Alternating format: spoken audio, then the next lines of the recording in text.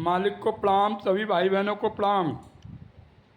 कहानी यह है, एक राजा थे काशी के, यानी उनको जनता काशी नरेश कहती थी। उनके 7 राजकुमारियां थीं। सातों ही राजकुमारियां सुंदर और सुशील थीं। एक दिन सोमवार का दिन और महाशिवरात्रि पड़ गई तो सातों राजकुमारियां गंगा नहाने और शिव की पूजा के लिए निकलीं। और उन्होंने क्या देखा कि गंगा में एक बहुत बड़ा संदूक बहता हुआ चला आ रहा है। वह संदूक देख के सातों राजकुमारियां उस संदूक के पीछे दौड़ने लगीं। दौड़ते दौड़ते सबसे ज़्यादा जो छोटी राजकुमारी थी बहुत तेज़ दौड़ने लगी।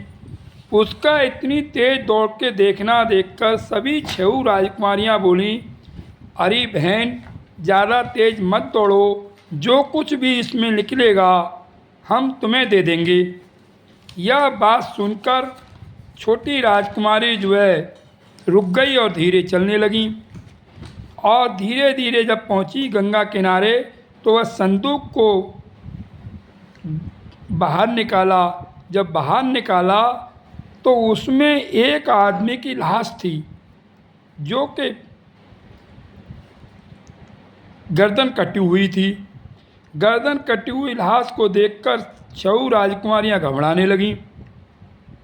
परंतु सबसे छोटी राजकुमारी बोली, बहन, आपने कहा था कि इसमें जो कुछ निकलेगा आप सब हमें दे दोगी।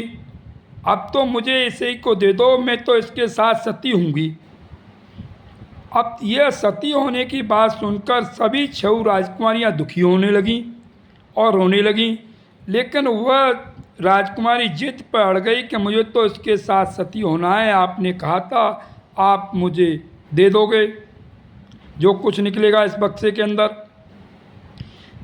अब 6 राजकुमारियां उसकी चिता सजाने लगीं और रोने लगीं और भगवान भोलेनाथ को याद करने लगीं कि हे भोलेनाथ, हम तो शिवरात्रि का दिन और सोमवार का दिन समझ के आए थे। अच्छा होता है, मनोकामना पूरी करते हैं शिव जी। ये क्या हो गया, यहाँ तो हमारी बहन जो है मरने जा रही है। भाइयों बहनों, उनके दिल की पुकार भगवान शिव ने सुनी और भगवान शिव वहाँ आ गए और पार्वती के साथ ही आ गए।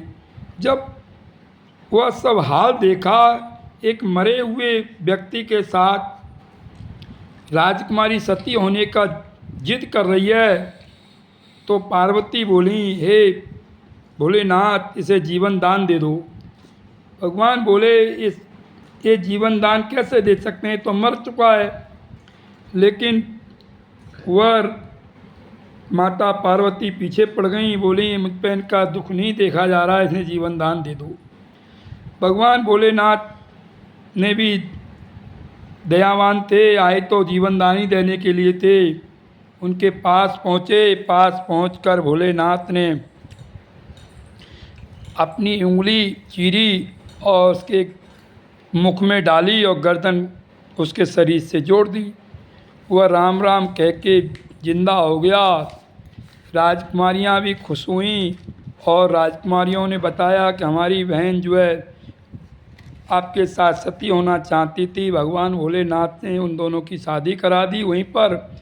बाद में भगवान भोलेनाथ ने और राजकुमारियों ने उससे पूछा, भाई तुम कौन हो? तब वह बोला, मैं प्रतापगढ़ के राजा का राजकुमार हूँ, परंतु मेरे ताऊ के लड़के ने और मेरे ताऊ ने मुझे मिलकर मार दिया और गंगा में बहा दिया। यह बात सुनकर सभी दुखी हुए।